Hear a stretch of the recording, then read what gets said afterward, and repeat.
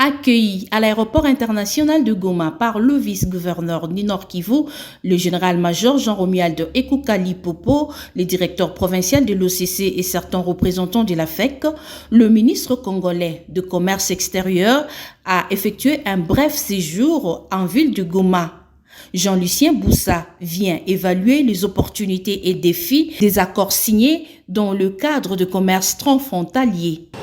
Il est donc question pour nous d'évaluer la mise en œuvre des accords que nous avons signés dans ces différentes articulations, mais en même temps prendre en charge les questions qui se posent au niveau du commerce entre notre pays et les autres pays, considérant que le commerce est l'un des leviers de la croissance économique. L'actualité, c'est aussi l'appartenance désormais de la République démocratique du Congo à l'EAC, entendez East African Communauté.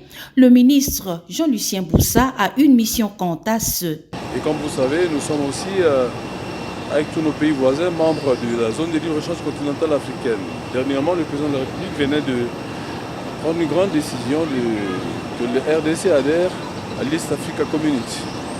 Et donc, cette perspective qui consiste à nous accorder des préférences commerciales mutuelles, mais aussi des préférences en matière d'investissement, nous amène à pouvoir nous rendre compte au niveau des frontières quels sont les défis à relever, quelles sont les opportunités que nous devons mettre en évidence pour que notre pays bénéficie du commerce entre nous et les autres pays voisins, et en particulier le Rwanda pour les cas d'espèce.